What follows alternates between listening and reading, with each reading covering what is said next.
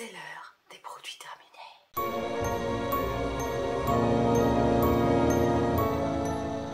Bonjour et bienvenue dans cette nouvelle vidéo. Aujourd'hui, je vais donc vous déballer mes poubelles. C'est donc les produits terminés depuis la dernière vidéo, produits terminés. Donc ça fait déjà peut-être quelques mois qu'on ne s'est pas vu, je pense un bon mois en tout cas qu'on ne s'est pas vu pour parler de produits terminés. J'ai fait mes petites notes, j'ai été donc chercher les notes de chaque produit sur Inky Beauty.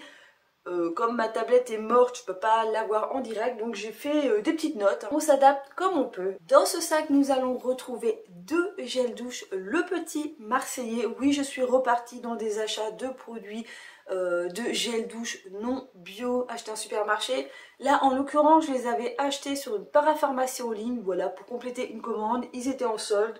Donc j'en ai profité. Nous avons donc un gel douche extra doux à la fleur de tiare. Celui-ci sentait divinement bon. Il a une note de 12 sur 20 sur Inky Beauty. Le deuxième était framboise bio et pivoine. Celui-ci était sympa aussi. On sentait bien l'odeur de framboise. J'ai beaucoup aimé au niveau des odeurs. Celui-ci a une note de 11,20 sur Inky Beauty. Alors, leur problème principal, c'est qu'ils ont comme tensioactif, donc produit lavant, ils ont du sodium laureth sulfate. C'est un tensioactif irritant. Et pourquoi il n'y a pas la même note pour les deux? Et bien, celui de la framboise, on se retrouve avec de l'hydroxypropylméthylcellulose qui peut être d'origine végétale ou synthétique, c'est pas précisé. C'est peut-être pour ça que la note a baissé, parce que je ne sais pas. Peut-être que c'est d'origine végétale, allez savoir, j'en sais rien. En tout cas, il y en a dans celui à la framboise. Et donc ce composant est un antistatique, un agent filmogène, un agent fixant et qui permet aussi de stabiliser l'émulsion. Donc vu que c'est pas précisé, je pense que c'est pour ça que du coup, eh bien, la note est quand même assez basse. Comme quoi, je vous rappelle, il ne faut pas se fier aux petits logos qui sont juste ici, là, les origines naturelles, 92%, ça vous donne l'impression que c'est bio, plus le framboise bio, mais dans ce produit, il y a juste l'extrait de framboise qui est bio et rien d'autre. Les petits éléments du greenwashing qui te font croire que tu achètes quelque chose qui est très très bien, alors que finalement, c'est pas si terrible que ça, en tout cas au niveau de la composition, hein, au niveau de l'efficacité. Ça reste un gel douche qui est très très bien, les odeurs sont extrêmement sympas. Voilà, est-ce que je me retournerai vers les petits Marseillais quand ils sont en promo? Pourquoi pas. Ensuite, j'ai terminé un dentifrice de la marque Coslis.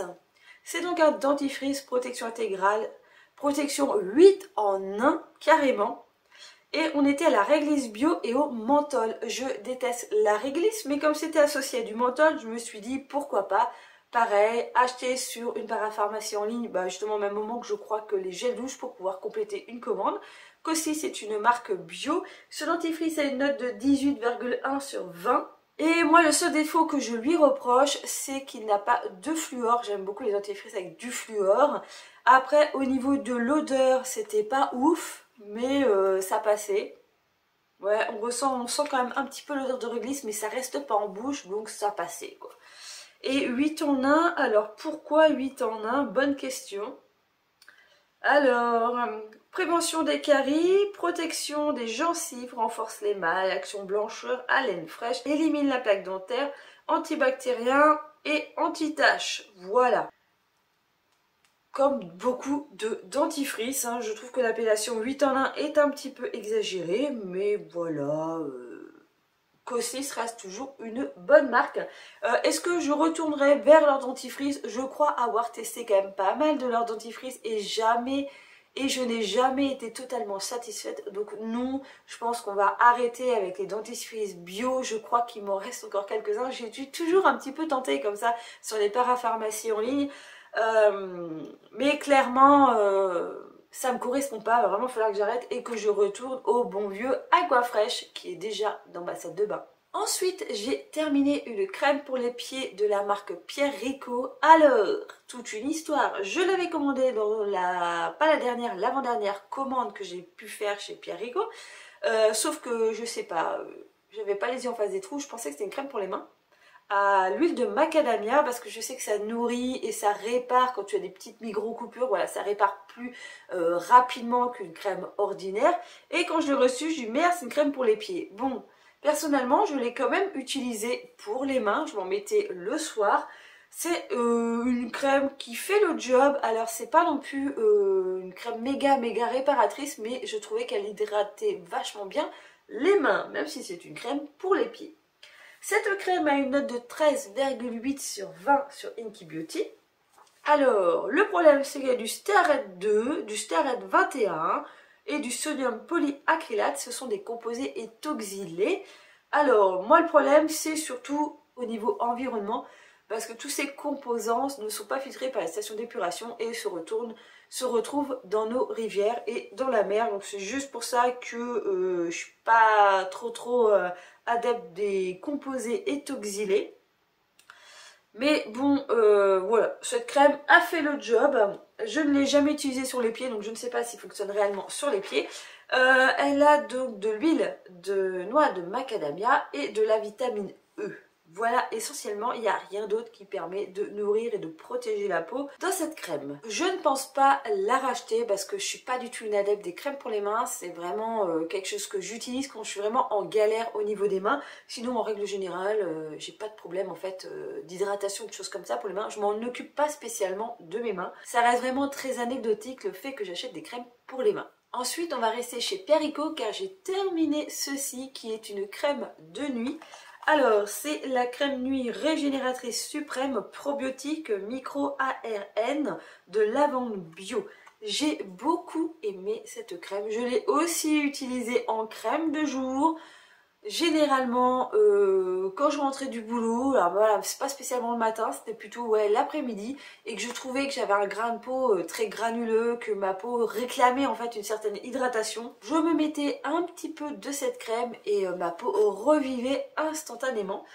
Alors, cette crème a une note de 13,2 sur 20 sur Inky Beauty. Le problème, c'est qu'il y a du polyacrylate cross polymère 6 et il y a aussi du colorant rouge qui est réglementé car la crème est vraiment très légèrement rosée. Les points positifs dans cette crème, c'est qu'on trouve un probiotique, le Bifida ferment lysate. En gros, c'est du yaourt. Ça permet de réduire le pH de la peau pour maintenir la microflore saine. On retrouve aussi du beurre de karité, de l'huile de coco, de l'huile de jojoba, de la provitamine B5, de l'eau florale de lavande et de la vitamine E. Donc plein de bons petits éléments pour bien hydrater, bien nourrir, bien ressusciter ta peau. Est-ce que je rachèterai ce produit? Je pense que oui, parce que franchement, je l'ai clairement adoré. Alors, l'odeur de lavande est quand même très subtile. Hein, moi, je trouve qu'on est dans des odeurs un petit peu crème de grand-mère. En tout cas, moi, dans mes souvenirs, on est sur une odeur un peu lactée et légèrement lavandée, si on pourrait dire ça comme ça. Ensuite, une autre crème que j'ai utilisée, celui-ci quasiment uniquement le matin, c'est la Hoat In Calming Gel Cream de chez Purito. Cette crème a une note de 14,1 sur 20. Alors qu'on trouve quand même de l'ammonium acryloïdiméthyltaurate VP copolymère et du carbomeur. Et sinon, en point positif, dans cette crème, on a du squalane et du panthénol B5. Alors, le problème que j'ai eu, c'est que là aussi, je ne devais pas être réveillée au moment où je l'ai commandé, parce que là, c'est écrit gel. Voilà, gel crème. Et bah ouais, c'est une texture gel, et c'est une texture que je n'aime pas du tout le matin. Alors moi, j'aime pas du tout me mettre des trucs hyper froids sur la peau le matin pour me réveiller. Non merci, moi je préfère les réveils en douceur. Laissez-moi le temps de voilà, d'immerger. Alors je peux émerger, je peux me réveiller à 5 h et émerger comme ça, vraiment en pleine conscience à 14 h. Mais laissez-moi prendre le temps. Sinon, au niveau de l'hydratation, oui, ça faisait son job. Par contre, ce format de 100 ml, ouais, clairement, vu que c'était une texture que j'aimais pas, ouais, je l'ai mis par contrainte à la fin pour pouvoir finir le tube parce que je commençais à m'enlacer assez rapidement. Donc ça hydratait. Au niveau de l'odeur, ça allait. Ça n'a pas d'odeur en gros. les produits Purito sont assez sont souvent conçus sans odeur. Après, quoi dire de plus? Pas grand chose. Moi j'avais acheté, est-ce que c'était du OAT, OAT blé? Non, avoine. Parce que c'est de l'avoine et que j'avais testé une eau florale d'avoine qui m'avait rendu la peau mais super bien. Donc je m'étais dit tiens, une crème à base d'avoine, pourquoi pas tester, ça devrait être vraiment très bien. Bon bah clairement je réessayerai mais sur une autre marque, dans un autre produit. Parce que ça, non, je ne rachèterai pas. Ensuite, j'ai terminé un autre petit format de crème pour le visage. J'ai terminé la Madagascar Centella crème. En version 30 ml. Alors celle-ci je l'ai beaucoup appréciée, elle a vraiment une texture crème. Elle hydrate bien. Elle est légèrement calmante mais pas plus que ça. Voilà, en gros elle est bien pour le matin, pour mettre un petit coup de boost à la peau, pour l'hydrater tout simplement.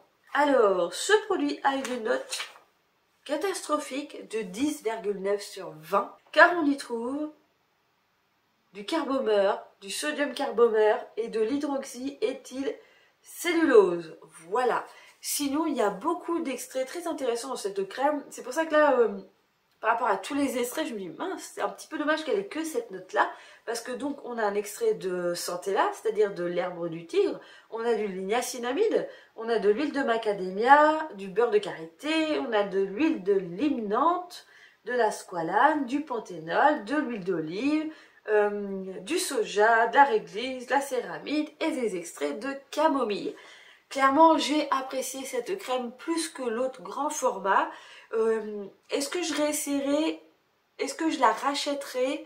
Je ne pense pas, même si, alors je vais pas dire j'ai fait tout le tour de cette marque-là que j'aime beaucoup, Madagascar Centella de Skin 1004, je vous ai même pas parlé de la marque. J'aime bien en fait cette marque, mais voilà, je vais pas dire que je suis sans plus.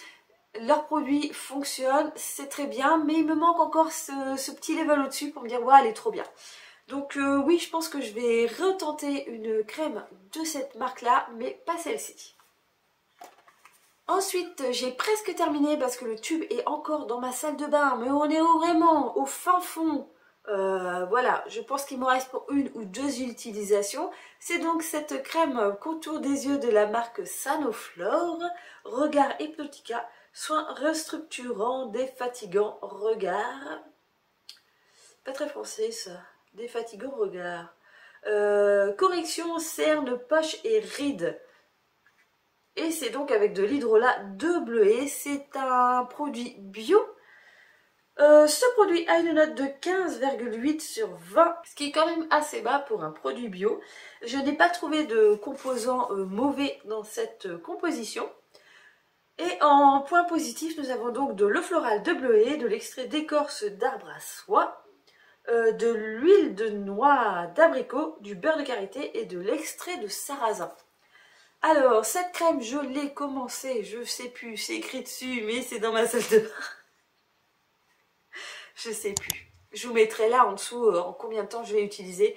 Alors, clairement, je ne l'ai pas mis seulement sous les yeux. C'est un... Alors, c'est pas vraiment une crème, c'est un baume. Moi, je trouve que c'est un baume assez épais. Et quand j'ai eu la peau qui était assez déshydratée, là, à un moment, là, au mois de janvier, février, j'étais vraiment avec une peau de crocodile. Vu que j'en avais, je peux pas dire j'en avais marre, mais je trouve que c'est un baume assez épais pour le dessous des yeux. Et moi, je l'aimais le soir. Mais, ouais, je sais pas, la texture me plaisait pas plus que ça pour le dessous des yeux. Ouais, c'était épais. Donc, j'ai commencé à l'utiliser comme crème sur le front. Voilà, la partie... Moi, j'ai eu un problème sur la partie au-dessus des sourcils. Voilà, c'était là, j'ai fait une ligne de peau desséchée. Ça a vachement bien marché pour bien réhydrater, bien nourrir la peau. Donc, c'est un petit peu comme ça que j'ai réussi à finir le tube. Parce que ce tube fait seulement 15 ml, mais j'ai l'impression que ça fait une éternité qu'il est dans ma salle de bain. Alors après, oui, je ne suis pas une personne très assouvie dans mes soins. Il y a des moments où je vais le faire toute la semaine, je vais être très régulière. Et il y a d'autres moments où franchement, j'en ai rien à foutre et que je vais aller me coucher sans me laver la peau, voilà. En même temps, j'ai pas du gros make-up parce que j'ai que de la bébé crème sur la gueule. Mais voilà, il y a des moments où les 3/4 du temps, j'ai envie de dire, je vais me coucher comme ça. Et ça marche très très bien. Voilà, je me réveille pas avec plein de boutons. Ma peau ne réagit pas forcément à cette méchanceté. Voilà, donc je suis pas très... Voilà, je fais pas les choses comme il faudrait, comme on peut dire. Et donc, bah oui, c'est pour ça qu'il m'a duré super longtemps, parce que je ne l'ai pas utilisé tous les jours. Et c'est pour ça que du coup, j'ai détourné un petit peu son utilisation. Est-ce que je rachèterai ce produit? Eh bien, je ne pense pas, parce que cette texture est quand même assez épaisse. Et c'est pas forcément ce que j'avais réellement envie pour mon dessous des yeux. Ensuite, on va passer au capillaire. J'ai encore terminé, oui, une bouteille de kératine liquide de la marque Biphase qu'on trouve chez Action. Ce produit est purement dégueulasse car il a une note de 6,6 sur 20 et on trouve comme composant dégueulasse eh bien, du phénoxyéthanol, du PEG 40, du clopton, j'adore que j'arrive pas à me relire. Du chlorphénésin, un truc comme ça. Du polycothalum 6 et du polycothalum 11. Voilà, et le seul point positif qu'on peut trouver à ce produit, c'est qu'il y a de la kératine hydrolysée dans ce produit. Alors, c'est censé revitaliser et illuminer, sans rinçage, corps et souplesse, cheveux revitalisés, brillants, soyeux. Voilà, pulvérisé, modelé, coiffé. Je vous en ai déjà parlé, je l'utilise principalement sur le haut de ma tête, là, pour pouvoir plaquer tous les micro-cheveux. Voilà. En fait, je l'utilise un petit peu comme un gel, comme une eau fixatrice. Voilà. J'ai un peu détourné le produit, ça marche très bien, j'en suis très satisfaite. Il me graisse pas forcément les cheveux, il plombe pas les cheveux, je ne perds pas plus de cheveux, voire j'en perds moins depuis que j'utilise. Ouais, je tiens à le préciser, j'en perds quand même beaucoup moins. J'ai beaucoup de petits cheveux là qui repoussent. Voilà. Après, il y a du phénoxyéthanol. Je suis pas très fan sur les produits comme ça qu'on rince pas. Après, je le mets sur le haut de mon crâne qui est une matière morte. Alors, les cheveux, hein, pas mon crâne. Mais bon, après, oui, ça rentre en contact dans ma peau. Donc, ça pourrait atteindre directement mon cerveau. Peut-être pour ça que je fais un peu les choses dans tous les sens en ce moment. Bref. Ah, puis merde. Hein. Il y a un moment, on peut pas être parfaite. Donc j'aime bien ce produit. Oui, je le rachèterai encore. Ensuite, j'ai terminé un shampoing bio. Voilà pour compenser le petit produit tout dégueulasse que je vous ai montré juste avant. J'ai donc terminé un shampoing de la marque Nat & Nove bio. C'est fabriqué en France, le tube est végétal à 84% et c'était donc un shampoing au calendula, j'aimerais bien la camomille, j'ai envie de chercher c'était quoi comme plante. Illumine, assouplit les cheveux pour tout type de cheveux, voilà, un petit shampoing basique. Hein, il devait être en solde ou ça devait être la semaine de la beauté, truc comme ça chez Leclerc quand j'ai dû l'acheter. Ce shampoing a seulement une note de 15,20 sur Inky Beauty malgré qu'il soit bio. Parce qu'on a du cocodimonium hydroxyproxyle hydrolyside wet protéine. C'est un ammonium quaternaire, un composé protoxylé, origine végétale ou synthétique, là ce n'est pas forcément précisé. Et c'est là que je vais trouver le truc derrière. Non.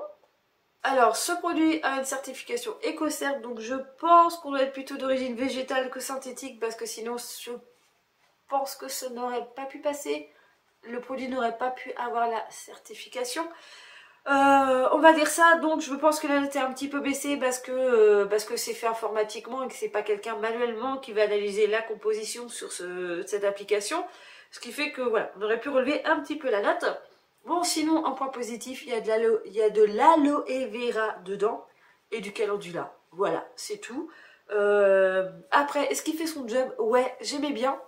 Par contre, le packaging est totalement à chier. J'ai détesté le fait que tout le bas là soit rigide. Ce qui fait qu'on arrive au bout d'un moment, je sais pas, on a du mal à prendre le produit. Et puis, alors moi je secoue pas mes shampoings avant de les utiliser et peut-être que c'est une connerie. Moi je prends, je tape, je fous sur la tête, je frotte tout, et en plus je fais 2 shampoings généralement, surtout avec les shampoings bio. Là maintenant ça fait vraiment un bon moment que je fais ça, avant je faisais pas du tout ça. Là je suis vraiment obligée de faire une petite crotte de shampoing, de mettre sur le crâne, ça mousse quasiment pas, rincer, je refais, et au deuxième coup, ça mousse énormément. Bah, en fait c'est surtout depuis que j'ai utilisé des shampoings solides, je suis obligée de faire ça. Avant, quand j'utilisais par exemple des Desert Essence, j'ai pas souvenir il y a 2 ans ou 3 ans que je me retrouvais à faire un double shampoing. Je sais pas, mais maintenant je me retrouve obligée. Alors est-ce que c'est peut-être la nature de mes cheveux qui ont changé, ou est-ce que c'est le fait d'utiliser maintenant quasiment que des produits bio? Je ne sais pas, mais en tout cas je suis quand même obligée de faire un double nettoyage avec le shampoing. Que dire de plus? C'était un shampoing doux, il avait très bien. J'ai trouvé qu'il avait changé de texture entre le début du pot, arrivé qu'il restait quasiment plus que ça. C'est pour ça que je me suis dit, est-ce qu'il fallait pas un petit peu le secouer avant de l'utiliser, parce qu'il y a eu un espèce de changement de texture. Je trouvais qu'il était plus pâte, c'était différent. Donc, puis ça n'a pas traîné 300 ans dans ma salle de bain, parce que moi je suis quelqu'un qui a un seul shampoing. Je n'entame pas 15 shampoings, j'en ai qu'un, je l'utilise, je le termine, ça c'est vraiment ça va pas. Mais voilà, donc il n'est pas resté 300 ans dans ma salle de bain, donc j'ai pas compris. Alors, ensuite, dernier produit de cette vidéo, j'ai terminé un masque capillaire au coco spiruline de la marque Calia Nature que j'avais eu dans le calendrier de l'Avent nous, pas 2024, 2023. C'est un petit pot qui sent bon la coco. Ouais, ça sent super bon. Vraiment, pas une odeur entêtante de coco, mais vraiment une très très bonne odeur de coco.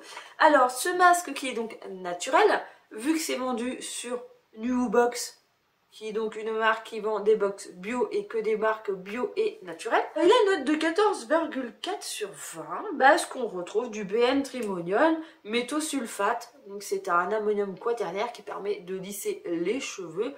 Alors moi j'ai pas de problème avec celui-ci, donc ça m'a pas dérangé. Et au niveau de la composition, on est vraiment avec juste de l'huile de coco, la poudre de spiruline, de l'eau et de l'alcool. Voilà, il y a vraiment que ça, c'est très minimaliste. J'ai bien aimé ce soin, même si c'est pas le soin le plus miraculeux que j'ai pu tester. Il ne remplacera pas mon masque réparateur préféré de Réserté d'Oma Gertrude. Là, je vous mettrai une photo quelque part de mon masque ultime. Il ne le remplacera pas, mais sinon j'ai quand même passé un très très bon moment avec. Il a bien démêlé mes cheveux, il a fait son job. Voilà, c'est ce que je lui demande pour tout type de cheveux. Je sais pas s'il avait une particularité.